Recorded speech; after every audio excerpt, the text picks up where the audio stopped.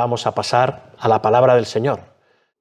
El pasaje que hemos leído es el que ha leído nuestro hermano Ángel, hemos leído junto con él, es Mateo capítulo 28, versículos del 1 al 10, que como veis es el pasaje en el que se fundamenta el sermón de esta mañana. Permitidme hacer algo un poco, decimos que es un culto especial, vamos a hacerlo real. No es muy ortodoxo, pero me gustaría que levantaseis las manos todos aquellos que confesáis o confesasteis el día de vuestro bautismo que el Señor Jesucristo murió, resucitó, ascendió a los cielos y algún día volverá. ¿Cuántos afirmamos y creemos eso? No está mal, es un buen promedio, ¿eh? Bien, este sermón es para todos, también para los que no habéis levantado la mano, ¿de acuerdo? No os sintáis excluidos en absoluto. Porque cuando hablamos de la resurrección de Jesús, creo que es muy fácil asumir que estamos ante una creencia religiosa más. Bueno, los cristianos creen esto, como los musulmanes creen lo otro y los budistas creen aquello. Algo que sí que los cristianos afirmamos, confesamos, que forma parte de nuestro credo, como hemos leído antes, pero que en el fondo no tiene por qué afectar demasiado la vida cotidiana de las personas. Muy bien, Jesús resucitó, estupendo, suena muy bonito como una declaración. Hay iglesias que lo tienen estampado arriba en las paredes, iglesias de todo signo y de toda denominación. De hecho, ¿sabéis qué pasa? Que esto es interesante matizarlo, porque hoy en día, a diferencia de lo que a veces pensamos, la gran mayoría de las personas no tienen ningún problema con Jesús. Es posible que los que no habéis levantado la mano no tengáis ningún problema con Jesús. No tenéis problema en verlo como un personaje histórico, como un buen maestro de virtud, como un ejemplo moral y ético, incluso como alguien valiente, admirable, ¿sí? El problema empieza cuando se afirma algo como lo siguiente, que Jesús murió y que 3 días después volvió realmente a la vida. Ese es el problema. Porque si eso no ocurrió, entonces el cristianismo es, en el mejor de los casos, una religión más, una religión bien intencionada, pero si ocurrió, entonces no estamos ante una religión más. Estamos ante un hecho que lo cambia absolutamente todo. Y cuando digo todo, es absolutamente todo. El apóstol Pablo lo plantea sin matices cuando dice en 1 Corintios 15, si Cristo no resucitó, nuestra fe es vana y aún estáis en vuestros pecados. Y luego acaba diciendo, así que dediquémonos a vivir la vida sin preocupación. Es una afirmación radical, parece sencilla de entrada, pero está diciendo mucho. Pablo no dice, bueno, perderíamos algo, una parte importante de nuestra fe. No está diciendo eso. Está diciendo que si Jesús no resucitó, lo perderíamos todo.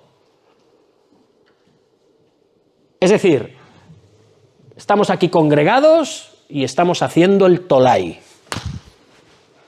el tonto. Es lo que estamos haciendo. No tiene sentido estar aquí. Y sin embargo, la mayoría de las personas no viven como si la resurrección de Cristo fuera algo decisivo. A la mayoría de las personas les da igual si es decisivo o no. Incluso muchos que se consideran cristianos, quizás tú que estás aquí hoy, viven con una especie de distancia respecto a la resurrección. Sí, está ahí, está en mi confesión de fe, aleluya, el Señor resucitó, qué bonito, pero no está necesariamente en el centro de mi vida diaria. ¿Cómo este hecho puede afectar mi día a día?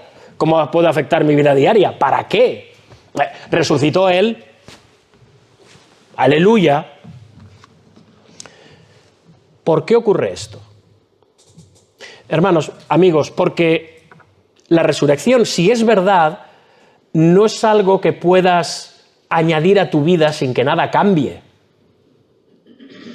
No cobramos a veces la dimensión de lo que implica.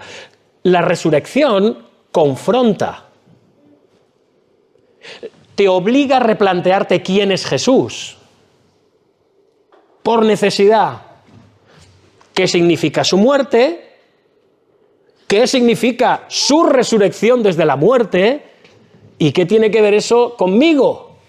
Y cuando llegamos al pasaje que hemos leído hoy, de Mateo 28, del 1 al 10, es muy interesante porque, fijaos, no encontramos una explicación teológica acerca de la resurrección.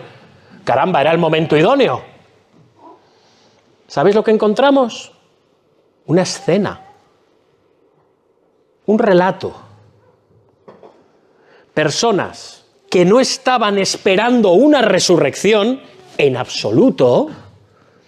Personas que iban a un sepulcro como cualquiera de nosotros iría a un sepulcro, a un cementerio, con duelo. Y sin embargo, esas personas se encuentran con algo que rompe completamente sus categorías mentales. Vamos a decirlo como una expresión que ya igual está quedando desfasada. Les vuela la peluca. Y lo interesante es que la resurrección es la misma para todos, pero no todos reaccionan igual. Algunos, incluso estando ahí, en el evento mismo, con la resurrección delante de sus narices, ante la evidencia, quedan paralizados, pero sin fe y sin esperanza. Y otros, en medio del temor, son llevados a un gozo que no pueden contener, que les explota dentro. Y el evento, hermanos, amigos, es el mismo.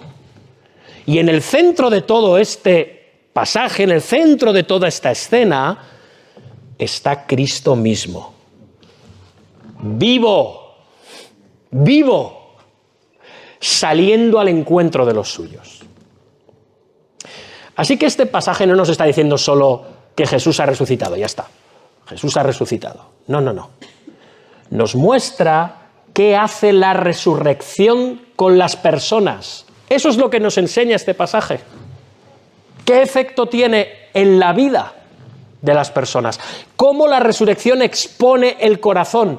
¿Cómo transforma el temor? ¿Y en qué lo convierte?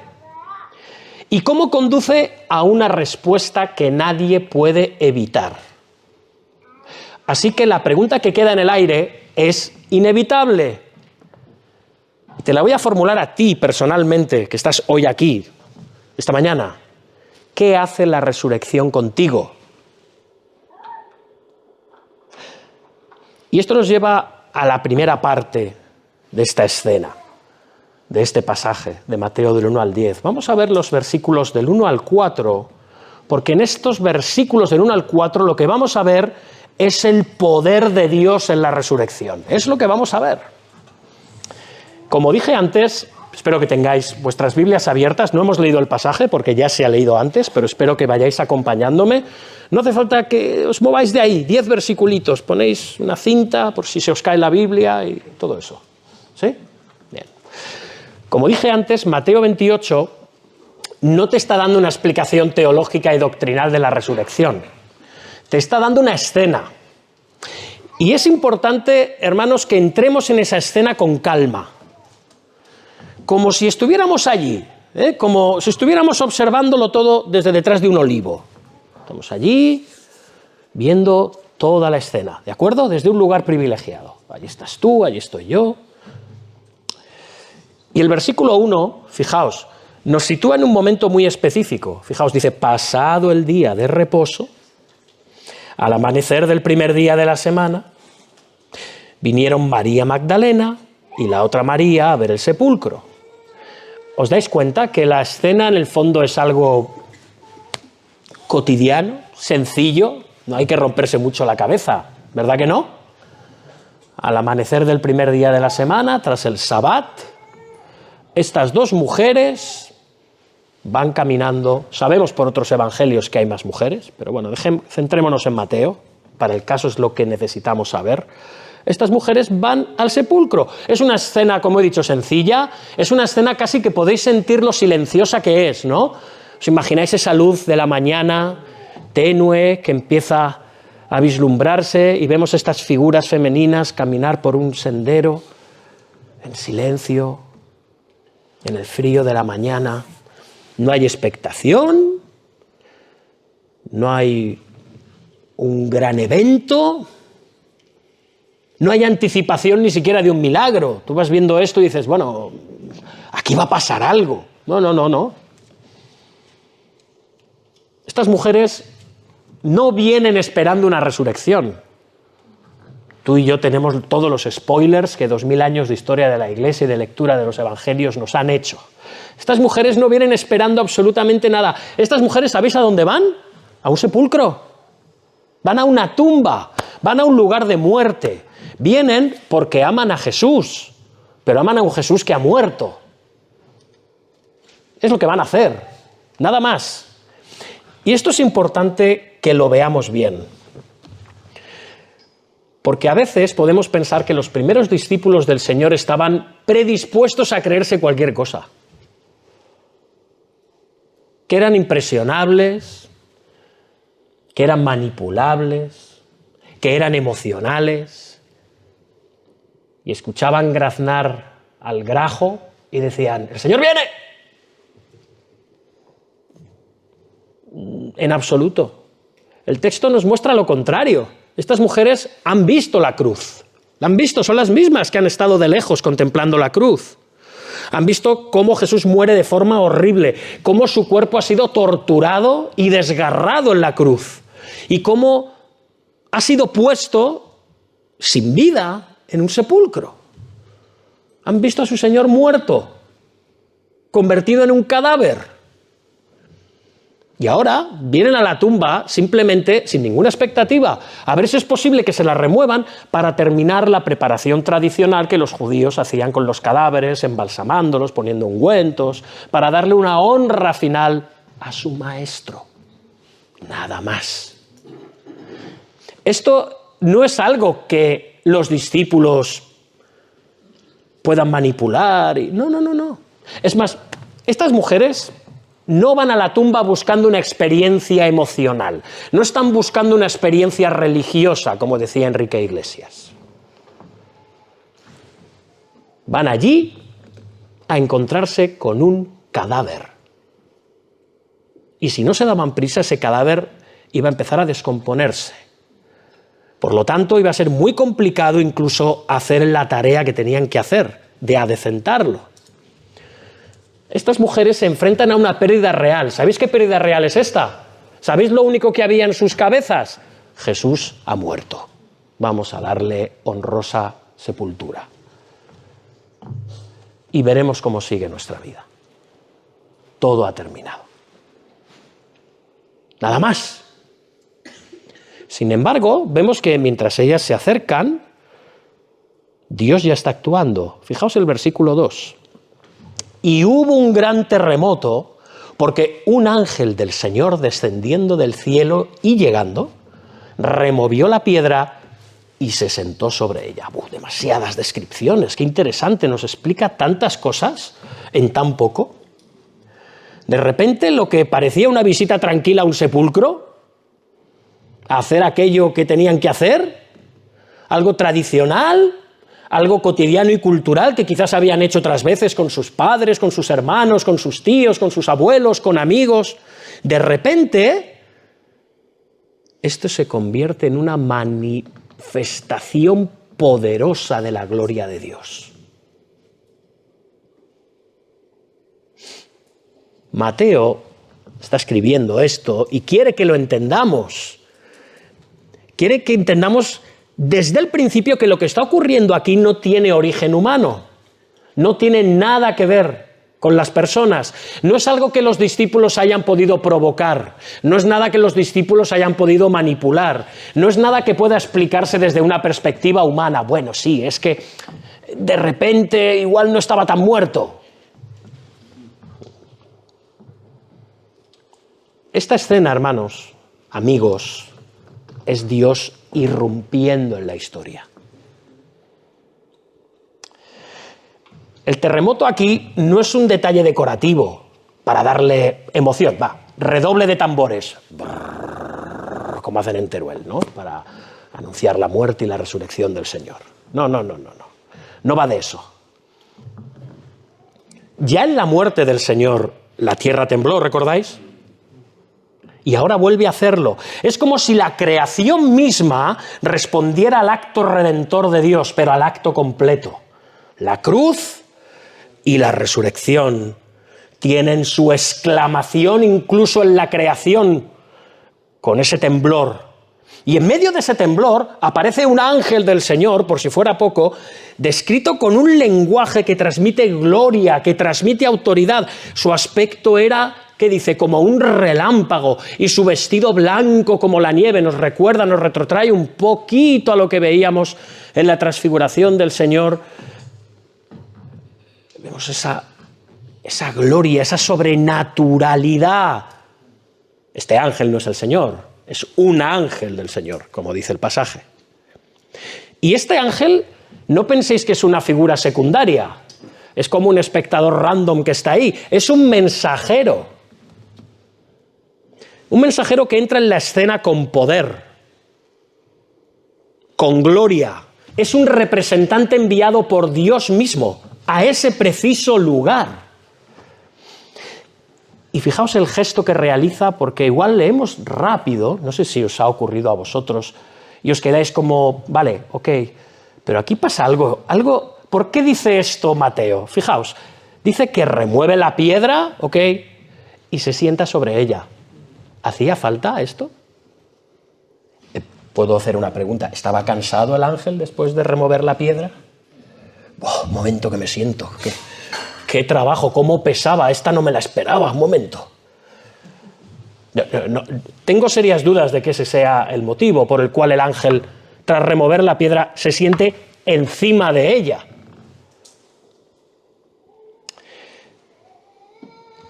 Pensemos otra cosa. ¿Jesús necesita que se remueva la piedra para salir? Jesús ya ha resucitado. ¿Recordáis cómo él aparecía de repente en medio de sus discípulos, sin entrar por la puerta? ¿Recordáis? Lo vemos en diferentes pasajes del Evangelio. Aparece en medio de ellos porque él ha resucitado en carne glorificada y tiene esa facultad. No necesita que le abran la puertecita para salir. Quiero deciros una cosa, el Señor ya ha salido, pero hace rato que ha salido.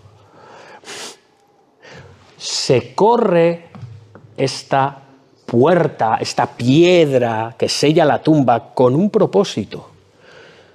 El propósito es demostrar que la tumba está vacía. El propósito no es para que Jesús salga. ¿Sabéis para qué es? Para que los demás entren y vean.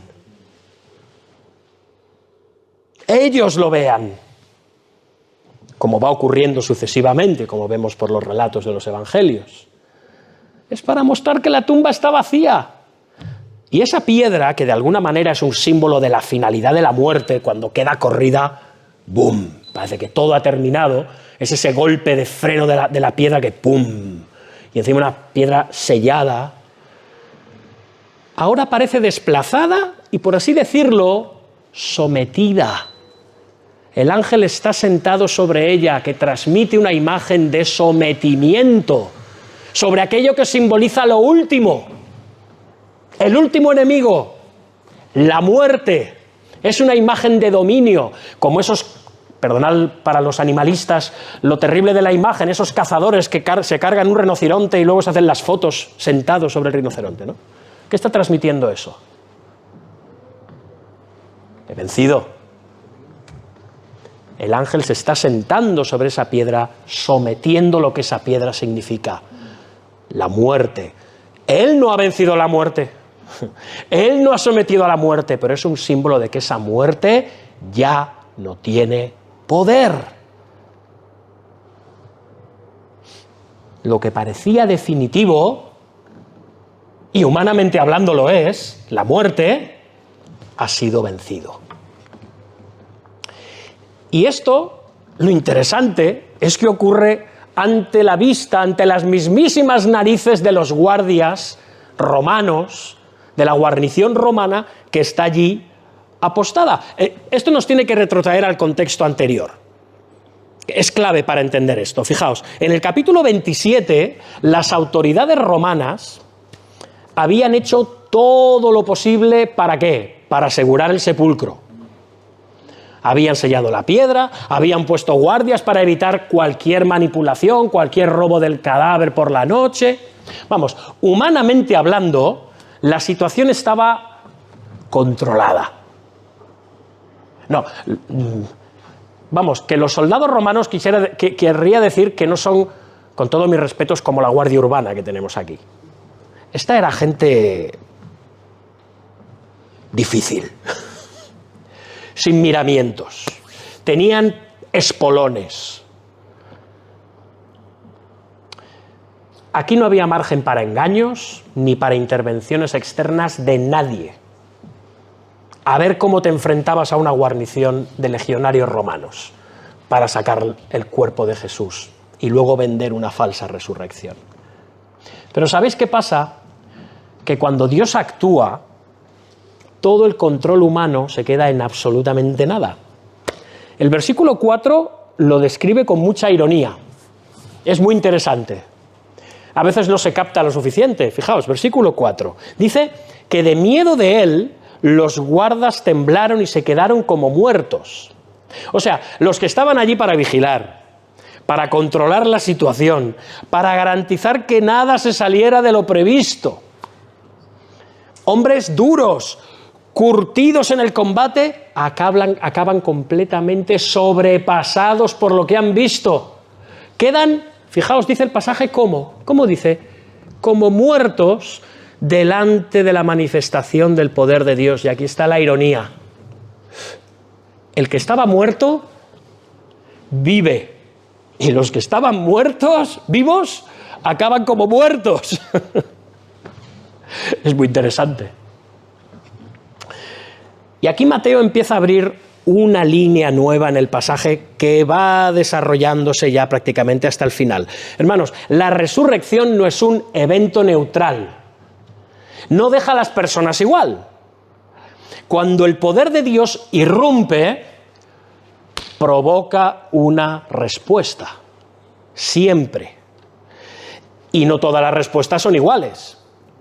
Si nos detenemos un momento a pensar en esto, visualizad la escena, mientras he hecho un trago de agua, nos damos cuenta de que el peligro para nosotros no es la falta de información. Lo que promueve la incredulidad de las personas en cuanto a la resurrección no es la falta de información. ¿Creéis que a los soldados les faltaba falta de información? Yo creo que no. Es una pregunta que dejo ahí al aire. Muchos de los que estamos aquí corremos el peligro, hablo de los niños, de los jóvenes, de los que nos visitan regularmente, corremos o corren el peligro de haber escuchado este relato muchas veces, más o menos. Es que ya igual habéis escuchado algún sermón parecido. Y además, lo hemos leído tanto que sabemos lo que ocurrió. Podemos repetir incluso todos los detalles, absolutamente todos. Pero hermanos, este texto nos confronta con algo más profundo. No se trata de saber lo que pasó, sino de cómo respondemos a ello. Los soldados lo habían visto exactamente lo mismo que las mujeres, exactamente lo mismo. Porque ¿sabéis qué? Es muy posible que estemos muy cerca de la realidad de lo que Dios ha hecho y aún así no responder con fe. Podemos conocer la resurrección, escuchar sermones sobre la resurrección. Estos guardias no están lejos, están ahí, están en el mismo lugar de la resurrección. No están oyendo rumores de segunda mano, ¿verdad? No están leyendo un evangelio, son testigos. Están allí viéndolo, experimentándolo, presenciando algo extraordinario y sin embargo su reacción no es ni adoración, ni confianza, es terror. Parálisis de muerte. Y esto empieza a plantear una pregunta que el texto también va a ir desarrollando de forma implícita, no descarada, sino en el subtexto. ¿Qué hace la resurrección contigo? Otra vez, ¿qué hace la resurrección contigo? Porque la evidencia por sí sola no transforma el corazón. Saber que Cristo resucitó, incluso el haber presenciado la resurrección, no transforma el corazón. ¿Cuántas personas dicen, oye, yo no estaba allí para verlo? Estos podrían haber escrito cualquier cosa. Yo si no lo veo, no lo creo. Bueno, ahí tienes estos señores, estos hombres, estos soldados, que lo han visto y no lo creen.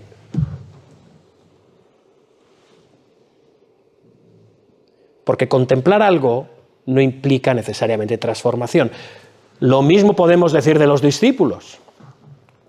En la transfiguración, contemplar la gloria misma del Señor no supuso necesariamente un entendimiento ni un cambio real en su comprensión de quién era Jesús. Ni siquiera. Bajaron desde la montaña, habiendo contemplado la gloria de Dios en Jesús. Oye, yo no necesito libros de teología si veo eso. ¿Sabéis lo que quiero decir? Pues los regalo todos. Y aún están ahí, que si Elías, que si... Bueno, estos hombres han visto esto y se han quedado igual. Igual. Horrorizados, paralizados, pero no transformados. Hermanos, la evidencia por sí sola no transforma el corazón. El conocimiento teológico, incluso experiencial, no transforma un corazón.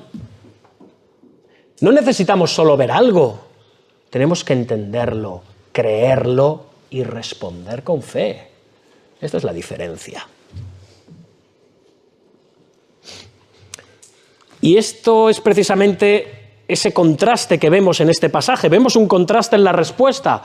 Lo que Mateo está mostrándonos a continuación, cuando pasamos de los guardias a las mujeres, es ese contraste. Y vemos como la misma realidad, la resurrección, produce efectos completamente distintos en unos y en otras, en este caso. Y esto nos lleva a la siguiente parte del pasaje, versículos del 5 al 7, donde vamos a ver un mensaje. Pero no es cualquier mensaje, es un mensaje que vence al temor. Después de esta escena tan impactante, con el terremoto, el ángel, los guardias paralizados por el miedo, el foco de Mateo ahora pasa directamente y se desplaza de manera muy clara. Ya no estamos mirando principalmente lo que ocurre en el lugar de la resurrección, sino lo que se dice. Hemos visto un montón de cosas que pasan. Ahora el foco está en las palabras, hermanos. El foco está en lo que sale de la boca de las personas, ¿de acuerdo? Bien, bien. El centro de este pasaje ahora, de esta sección, no está solo en lo que Dios hace, sino en lo que Dios declara, en lo que Dios dice. El versículo 5, fijaos qué interesante, dice: mas el ángel, respondiendo, dijo a las mujeres: no temáis vosotras, porque yo sé que buscáis a Jesús, el que fue crucificado. Y es interesante porque el ángel, igual de nuevo lo hemos pasado por alto, pero hace una distinción. No dice simplemente no temáis. Y no es un adalid del lenguaje inclusivo o inclusive. No, no, no, no. En esta época no había lenguaje inclusive, gracias a Dios. No dice no temáis, dice no temáis vosotras.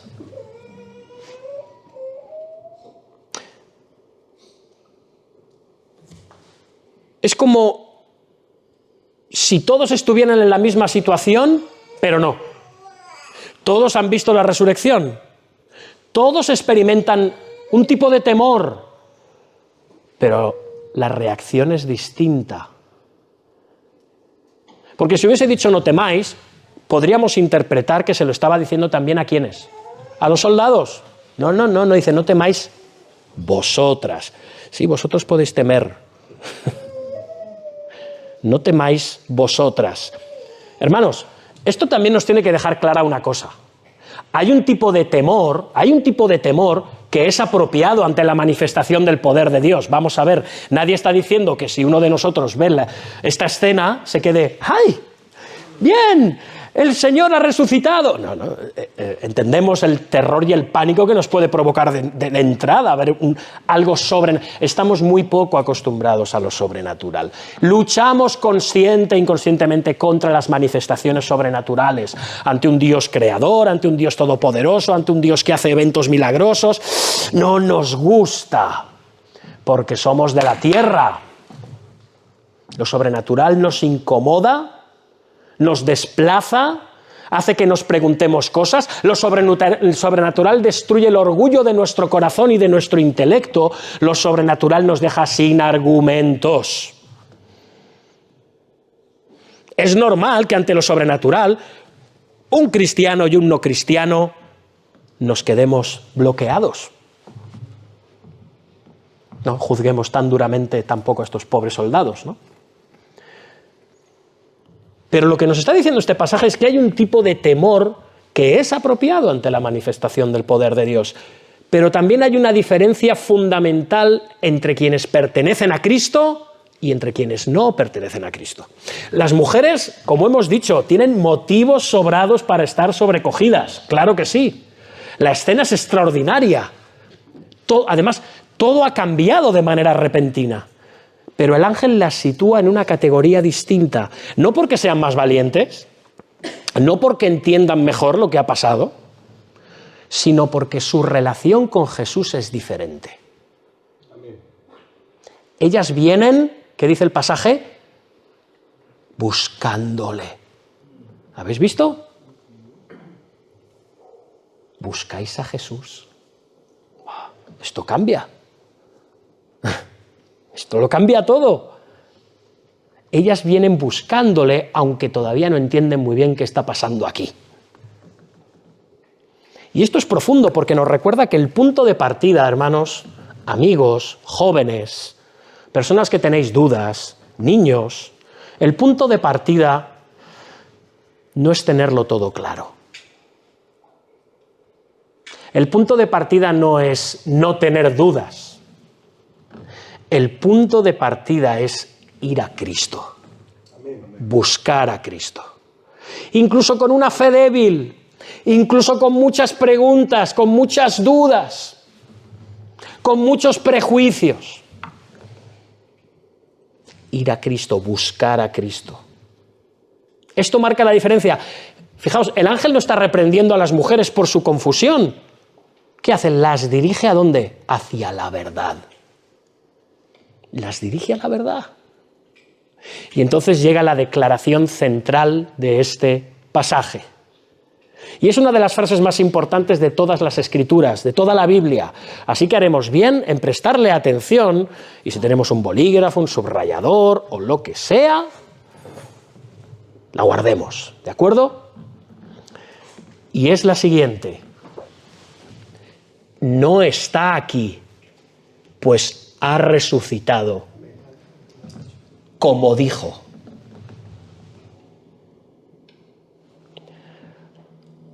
No está aquí, la tumba está vacía, pero no porque alguien haya movido el cuerpo, ni porque haya habido un error, ni porque los discípulos estén confundidos. Está vacía porque Jesús ha resucitado, ha vuelto a la vida. Y Mateo añade algo que no debemos pasar por alto. Como dijo. Hermanos, esto es clave. Como dijo. Esto no es un accidente. Esto no es algo que viene de sorpresa. Esto no es una decisión del Señor de última hora. Venga, vamos a resucitar. Ya que estamos. No. Él había hablado repetidas veces acerca de su muerte y de su resurrección. Y ahora lo que parecía imposible en la mente de los discípulos, como vimos en el sermón anterior sobre Marcos y la transfiguración, y otros tantos, y la confesión de Pedro, ¿qué es esto de resucitar? ¿Cómo vas a morir, Señor? ¿Qué estás diciendo? Esto lo que parecía imposible, aquello que negaban completamente, aquello que no esperaban de ninguna manera, se ha cumplido exactamente como Jesús ha dicho. Esto es importante porque conecta la resurrección con la fidelidad de Dios. No estamos ante un hecho aislado. Esto no es algo que ocurre así espontáneamente. Estamos ante el cumplimiento de las palabras de Cristo. Lo que Dios promete, Dios lo cumple. Aunque a nosotros nos parezca imposible. Lo que Dios promete, lo cumple. Y el ángel continúa, fijaos, venid, ved el lugar donde fue puesto el Señor. Es más, esto resulta irónico porque llamamos a estos pasajes, Mateo y todos los que son similares en los evangelios, el relato de la resurrección. Pero ¿sabéis lo que falta siempre en el relato de la resurrección? La resurrección. No vemos cómo el Señor resucita. Vemos a hombres y mujeres que entran en una tumba vacía. Para que lo comprueben, para que lo vean. Es una invitación a eso, a comprobar, a examinar, a ver. Hermanos, la fe cristiana no es una fe ciega, no es un suicidio intelectual. No creemos sin sentido, sin contenido, sin base. Las mujeres son invitadas a mirar, a constatar la realidad. La tumba está vacía. El cuerpo no está. Lo que se les está anunciando corresponde a lo que pueden observar. El ángel no les dice, ha resucitado. Y ellas podrían pensar, bueno, pero igual está ahí dentro todavía. Quizá vivo, quizá muerto. Nuestros propios ojos nos engañan. Tuvimos una cena un poco fuerte ayer y estamos viendo visiones. No. Miradlo. No está. Pero cuidado, porque el mensaje del ángel, del mensajero, no termina en la observación. No se queda en, mira, observa, es verdad. Pues es verdad. Caramba, ha resucitado. No se queda ahí. Suspense. Continúa. ¿Continúa con qué? Con una comisión. Id pronto y decid a sus discípulos que ha resucitado de los muertos. O sea, que no os vayáis contentas a casa y ya está. Tenéis algo que hacer ahora. Y esto es clave porque la resurrección no es solo un hecho para ser contemplado en privado, para ser creído interiormente. Es una noticia que tiene que ser proclamada. Tiene que ser anunciada. Desde el principio el Evangelio tiene una dimensión expansiva, siempre ha sido así. No se queda en el sepulcro, no se queda en la experiencia de unas poquitas personas. Se convierte en un mensaje que ha de ser anunciado, proclamado. Y es muy significativo un detalle, y esto nos lleva al contexto cultural. Los primeros testigos que a la vez que ven proclaman la resurrección son mujeres. Y en aquel momento, en aquel contexto, según la tradición judía, según los extremos a los que la tradición judía había llevado el entendimiento de las Escrituras, invalidándolas en muchos casos, el testimonio de la mujer valía poco o nada. Sí, había machismo, había machirulos en aquella época, había patriarcado. El testimonio de una sola mujer o dos o tres no valía, había que añadir más. Gracias a los evangelios que complementan, de alguna manera, o que acompañan a Mateo, tanto Lucas como Marcos, como Juan, sabemos que había más de dos mujeres. Aquí el Evangelio de Mateo se centra solo en dos, ¿de acuerdo? No quiere decir que no hubiera otras, simplemente no las menciona. No aporta al relato. Había más testigos. Pero aún así eran mujeres. Personas que no tenían el peso legal que tenía un hombre a la hora de proclamar algo tan importante. Que no están diciendo, han corrido la piedra. No, no, no, no, no. El Señor ha resucitado. Jesucristo, Jesús de Nazaret, el que habéis crucificado, ha resucitado. Las primeras mensajeras fueron mujeres. Y así vemos cómo el Evangelio empieza a romper todas las barreras desde su mismísimo inicio, todas. No solo las religiosas, no solo las sociales, también las de sexo y condición.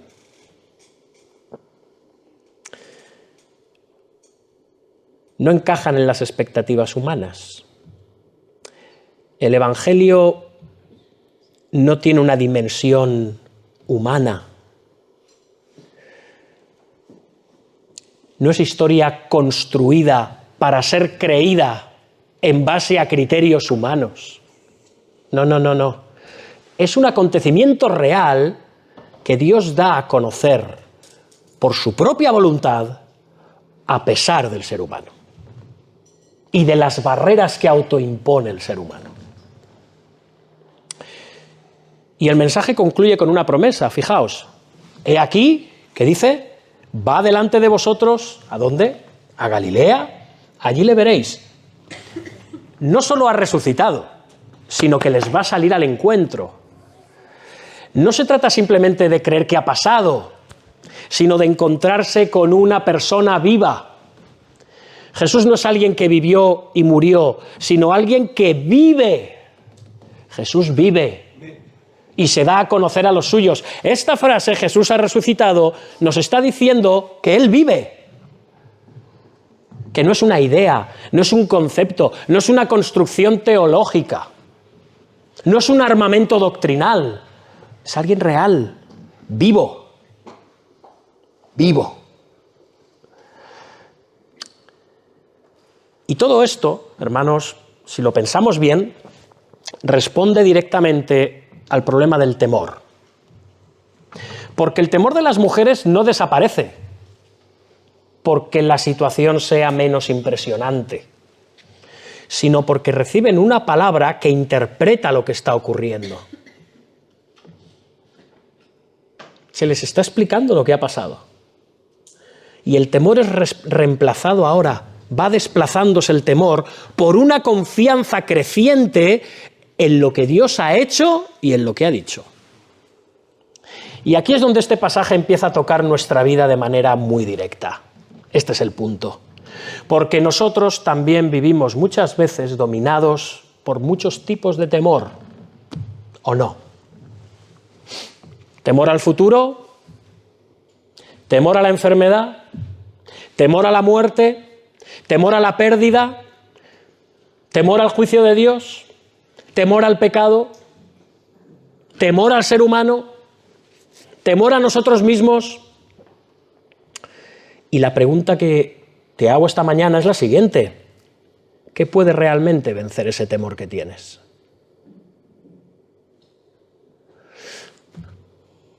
Aquí el ángel no les da a las mujeres técnicas de mindfulness para que gestionen sus emociones.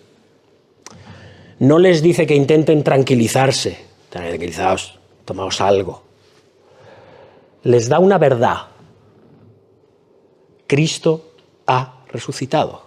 Esto es lo que les dice. Porque si Cristo ha resucitado, entonces el pecado ha sido vencido, la muerte no tiene la última palabra y las promesas de Dios son firmes. Amén. Y esto vale más que tener toda la información.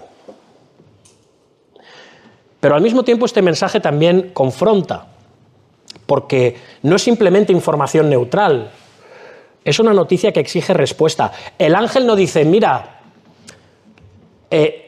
mujeres, reflexionad sobre esto cuando tengáis un ratito, dadle vueltas. Luego os vais, os sentáis y tomando un té, meditáis, o mojando pan con aceite a la puerta de casa, meditáis un poco acerca... No, ¿sabéis lo que dice? Fijaos, id pronto y decid. Id pronto y decid. O sea, aquí hay, ¿qué? Urgencia. Y esto nos coloca de nuevo a todos ante una decisión, porque no podemos escuchar que Cristo ha resucitado y permanecer completamente indiferentes. O lo creemos y eso transforma mi vida, o lo dejamos de lado, pero no salimos iguales. Tú puedes dejar de lado la resurrección, tratar de autonegarla, pero igual no te deja. Porque ya exige una respuesta y ya la has dado. La negación ya es una reacción. Es negar a Cristo, es negar su divinidad. Así que la cuestión al final no es si entendemos el mensaje, sino si estamos dispuestos a recibirlo como lo que es, la noticia más importante que jamás se haya anunciado ni se pueda anunciar. Cristo ha resucitado. Y con estas palabras aún resonando, el texto nos lleva un paso más. Aún la escena da una vuelta más de tuerca para acabar de ubicarnos completamente. Porque no se queda solo con el anuncio de la resurrección, sino que nos muestra lo que ocurre cuando las personas responden a ese mensaje y se encuentran con el Cristo resucitado, que es lo mismo que decir el Cristo vivo. Y esto es lo que vemos en los versículos 8 al 10, para concluir el pasaje. Vemos un encuentro con el Cristo vivo. Esto es lo que vamos a presenciar, un encuentro con el Cristo vivo. Después de escuchar el mensaje del ángel, de nuevo, vemos esto que parecía como una especie de transición sin más. Pasamos de una escena a otra, ¿no?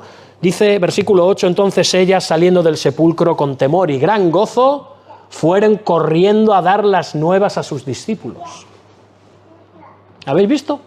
Entonces ellas, saliendo del sepulcro con temor y gran gozo, fueron corriendo a dar las nuevas a los discípulos. Aquí Mateo es muy claro, muy directo, muy honesto. No nos presenta unas mujeres que ya lo tienen todo claro. No nos presenta unas mujeres tranquilas, relajadas ya, sosegadas.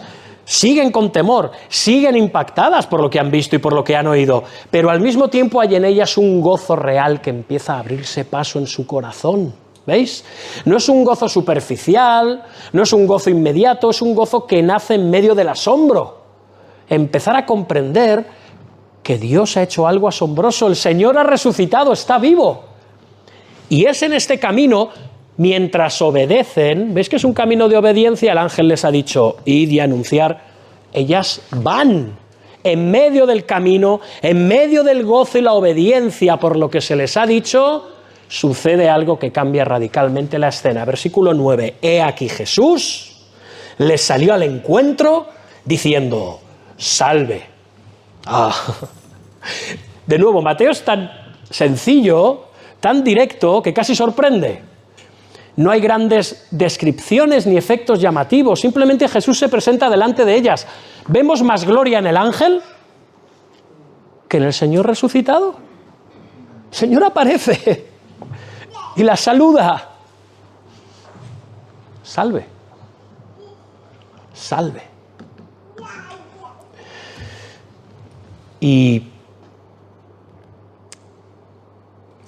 de nuevo, es esta sencillez que vemos en Mateo, donde está la fuerza del momento. Ellas no están ante una idea, ante un mensaje, ante una construcción teológica, ante un tratado acerca de la resurrección. No, en absoluto. Están ante Cristo mismo. De repente se les presenta allí el Señor, como yo os estoy viendo a vosotros y vosotros a mí. El que fue crucificado, el que fue puesto destrozado y desfigurado en el sepulcro, el que murió, el que fue puesto en una tumba, está ahora delante de ellas de manera real y personal. Y lo primero que hace Jesús es hablarles como si nada. No con un discurso largo, no las abruma con un sermón como este, sino con una sola palabra, salve. La palabra que se usa en griego es charité. Es una forma común de saludo de la época, es como un hola, pero no es cualquier cosa. Fijaos que no aparece mucho en los evangelios. El Señor podría haber dicho, paz con vosotros, shalom, el saludo habitual de los judíos, tened paz, con todo lo que eso implica. No.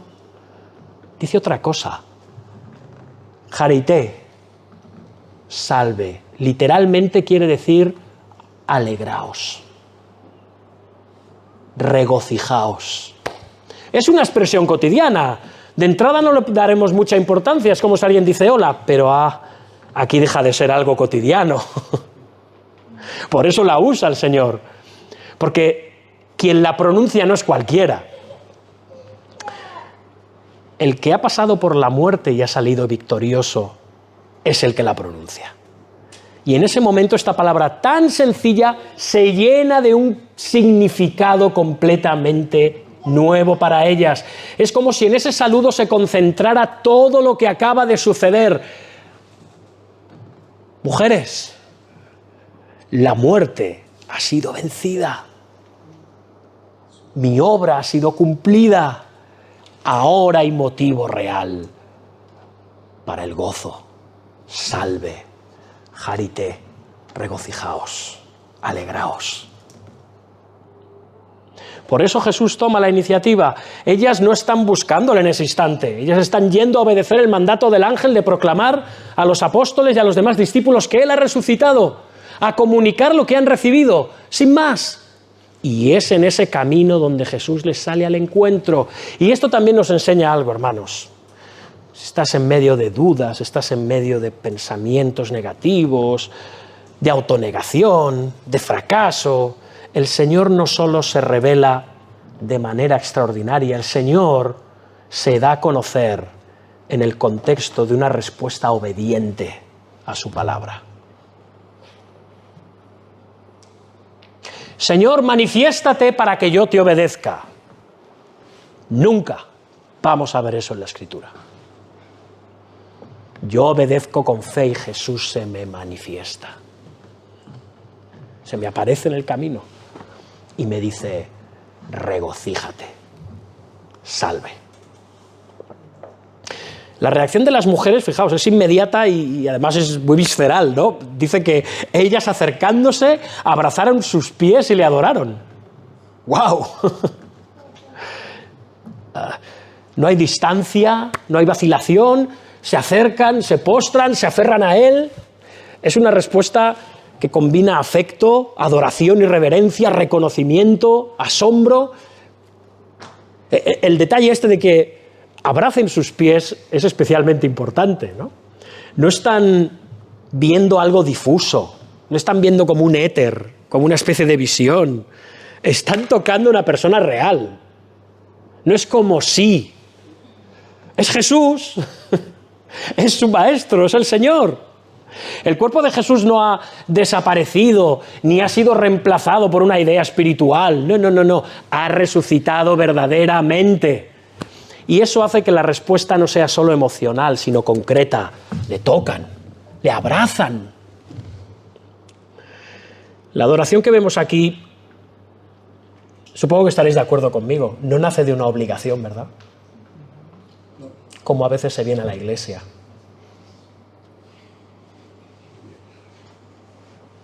Le abrazan. Reconocen quién es Él. Es aquel a quien le siguen, a quien siguen. Y no solo eso. No es alguien que dejó una buena enseñanza, no es alguien a quien quieren, es el Señor que ha vencido a la muerte. Y esto reordena completamente su manera de relacionarse con Él. Y entonces Jesús les habla y las primeras palabras de Jesús tras el saludo, ¿habéis visto cuáles son? No temáis. Y es la segunda vez que ellas escuchan esto en el pasaje. Los guardias lo han oído una vez, pero tampoco iba dirigido a ellos. No temáis vosotras. Ahora el Señor les dice solo a ellas, no temáis. Y ya no es un ángel quien lo dice, es Dios, el Hijo. Y esto también marca una diferencia importantísima. No es solo una declaración que interpreta lo que ha ocurrido, es la voz del Señor aplicando la verdad de la resurrección a sus corazones. El temor no desaparece porque la situación deje de ser sobrecogedora, porque hermanos, todo este relato es sobrecogedor. Lo es. Sino porque la presencia de Jesús cambia el significado de lo que ha pasado. Ya no es un temor que las aleja, es un temor que se mezcla con la confianza, con la seguridad, con el amor, con la cercanía. Y a continuación Jesús les da otra instrucción. Fijaos, id, dad las nuevas a mis hermanos para que vayan a Galilea y allí me verán. Y en medio de esta instrucción aparece una palabra que merece que nos detengamos también con calma. Mis hermanos. Porque si pensamos en todo lo que ha ocurrido en versículos anteriores, esta forma de referirse a los discípulos es sorprendente. Son los mismos que lo abandonaron, los que huyeron cuando fue arrestado, los que le negaron, los que no permanecieron firmes cuando más los necesitaba o cuando era más necesario que estuvieran a su lado. Y sin embargo, Jesús no cambia la manera de nombrarlos. Decid a esos, decid, ni siquiera por sus nombres, a Pedro, a Juan, a Santiago, a Mateo, decid a esos cobardes, a esos flojos, a esos miserables, a esos mezquinos, a esos mentirosos, a esos egoístas, a esos blasfemos. No. Mis hermanos. No hay reproches, no hay distancia, no hay frialdad. Los llama mis hermanos y esto nos abre directamente el mismísimo corazón de Cristo y del alcance de su obra. La resurrección no solo demuestra el poder de Dios, sino que confirma que la muerte de Cristo es suficiente para tratar con nuestro pecado. Su relación con ellos no se basa en la fidelidad de ellos, sino en la obra que Él ha llevado a cabo por fidelidad a ellos, a los que el Padre le dio. Y esto hace que el pasaje deje de ser simplemente una narración histórica, que lo es, y de nuevo se convierte en algo que nos interpela directamente a todos, cristianos y no cristianos, porque nos muestra que el centro del cristianismo no es solo un acontecimiento, que también, la cruz y la resurrección, sino una persona viva que se da a conocer, que se acerca, que envía a los suyos y que los perdona con gracia. Por eso la cuestión que surge de nuevo de manera natural al leer este pasaje, al predicar este texto, no es solo si entendemos lo que ocurrió, sino si hemos respondido a Cristo de esta manera. Si le hemos reconocido, si nos hemos rendido a Cristo, si nuestra relación con Él tiene ese carácter de confianza y adoración, o es solo una idea, es solo una construcción teológica. Si le hemos reconocido, si nos hemos rendido a Él, si hemos abrazado sus pies, si nuestra relación con Él tiene ese carácter, confianza y adoración. ¿La tiene? Porque es posible conocer todos los detalles del relato, incluso predicar un sermón como este, escucharlo, y sin embargo mantenerse a distancia. Muchos hoy saldrán de aquí a distancia con lo que hemos dicho. Pero cuando alguien se encuentra realmente con Cristo, aunque sea de manera sencilla, porque todavía hay muchas cosas que aún no comprende, hay muchas cosas que aún no entiende, hay muchas cosas que quiere saber.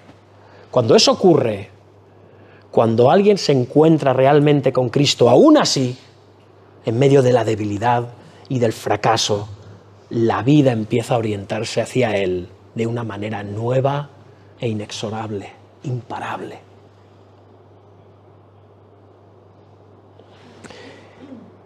Y es precisamente esta respuesta lo que prepara el terreno para lo que vemos al final del pasaje. El encuentro con Cristo no se queda en lo personal, no se queda en lo histórico, sino que se queda sino que se proyecta a una misión que alcanza a otros. Para concluir ya, al llegar al final de este pasaje, es importante que no lo dejemos simplemente como una escena histórica que ocurrió hace muchos años, por impactante que sea. Mateo no nos ha contado esto para que lo admiremos desde la distancia, sino para que entendamos qué significa. Por eso lo ha narrado así. No es un tratado teológico, es una escena que muestra las diferentes reacciones ante un mismo evento, la resurrección del Señor. ¿Y por qué lo hace? Porque quiere que respondas. Porque si algo ha quedado claro, me da a mí la sensación a lo largo del texto, espero que sí, es que la resurrección de Jesús no deja a las personas en el mismo lugar. Desde el principio hemos visto cómo ante una misma realidad las respuestas son distintas. Los guardias están allí, ven lo que ocurre, experimentan el impacto de lo que Dios hace, pero no hay fe, solo hay miedo, distancia. Quedan paralizados, sobrecogidos, pero sin una respuesta que les acerque a Dios. Nada. En cambio, las mujeres, con una comprensión limitada de lo que ha pasado, tampoco pensemos que lo tienen todo claro,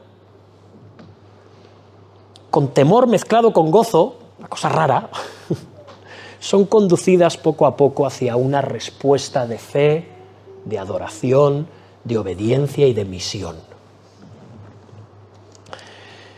Y esta diferencia, hermanos, amigos, no está en la cantidad de información que tienen, porque no tienen mucha, sino en la manera en que responden a lo que Dios les está mostrando. Eso hace que este pasaje sea especialmente relevante para nosotros, porque también hoy es posible estar cerca de la verdad, cerca de la resurrección de Jesús, y no ser transformado por ella.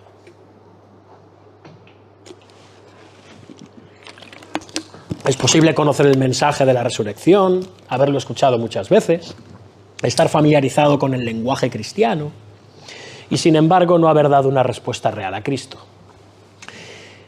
Es más, a veces la cercanía puede incluso engañarnos. Podemos pensar que por entender el contenido, entender el texto, ya participamos de la realidad que este pasaje describe. Pero este texto nos muestra precisamente que eso no es así. Los guardias estaban más cerca físicamente que nadie y sin embargo no participan de la vida que brota de la resurrección. Por eso la pregunta que surge de manera natural al terminar el pasaje y al terminar el sermón no es solo qué creemos acerca de la resurrección, sino qué hacemos con el Cristo resucitado. ¿Qué hacemos? No porque sea algo que podamos manipular, sino que ¿cómo reaccionamos? Porque el centro del texto no es solo la tumba vacía, ni siquiera una doctrina fundamental de nuestra fe cristiana como la resurrección, sino una persona viva que se da a conocer. Es de lo que se nos está hablando hoy. Una persona que habla, que se acerca, que llama a los suyos mis hermanos, a pesar del fracaso que son, y los envía. Y eso significa que la respuesta que se nos pide no es simplemente intelectual, es personal. Quizá algunos estáis aquí, sois sinceros, reconocéis que habéis estado cerca de todo esto durante tanto tiempo, habéis escuchado el Evangelio, entendéis en gran medida lo que significa el Evangelio, pero todavía no ha habido el momento en el que hayáis respondido a Cristo con fe, confiando en Él de manera real. Este pasaje os muestra que la cercanía por sí sola no es suficiente. Así ocurre con personas que se congregan, con nuestros hijos, con nuestros amigos, con visitantes a la iglesia, con personas que vemos durante tiempo, incluso en la membresía de la iglesia, sin dar fruto en absoluto.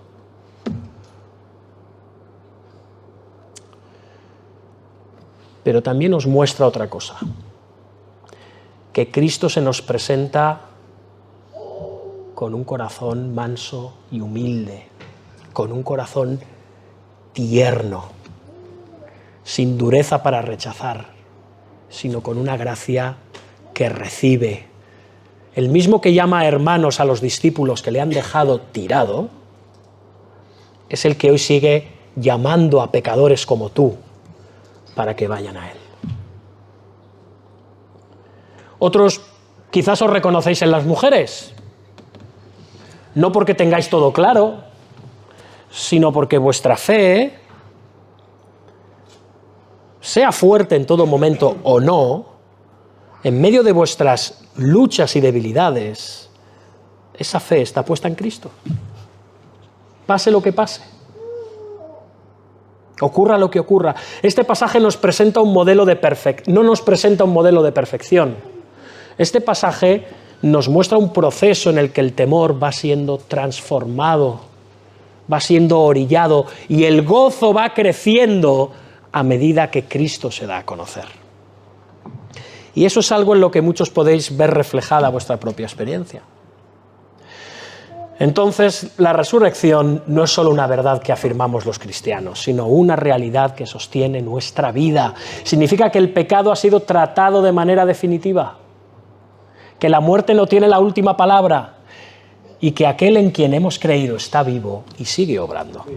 Y al mismo tiempo la resurrección nos recuerda otra cosa, que la vida cristiana no se queda en lo interior, en lo íntimo y en lo privado, como muchos quieren hacer que se quede hoy en día. Las mujeres no se quedan en el sepulcro, mirando, admiradas. Ni siquiera en el momento del encuentro con Jesús. Son enviadas. Id, dad las nuevas. La fe en Cristo siempre tiene una dimensión hacia afuera, no hacia adentro. La fe en Cristo es para el mundo. No como una carga añadida, sino como esa cosa que tengo que hacer, jolín, hablarle a los demás. ¡Puf! Es una consecuencia natural de haber recibido una noticia que te tiene que haber cambiado por completo. De manera que al terminar cada uno de nosotros queda situado ante Cristo, no ante una doctrina, no ante una confesión de fe. Y la pregunta es sencilla de nuevo, pero profunda. ¿Dónde estás tú en este pasaje? ¿Cerca pero sin fe? ¿En proceso, con una fe que crece en medio de luchas y pruebas? ¿O viviendo ya en esa confianza que te lleva en adorar y seguir a Cristo? Quizás estés en todas. Sea cual sea tu respuesta en esta mañana, este texto nos dirige en una misma dirección, hacia Jesús. Hacia el Jesús vivo, hacia el Cristo que murió por los pecadores, hacia el Cristo que ha resucitado por pecadores, hacia el Cristo que se acerca a pecadores y que llama y que recibe y que transforma a aquellos que llama mis hermanos. Y este Cristo no es solo el centro del pasaje, es el Señor vivo. Eso es lo que significa que ha resucitado. Amén. Oremos, hermanos.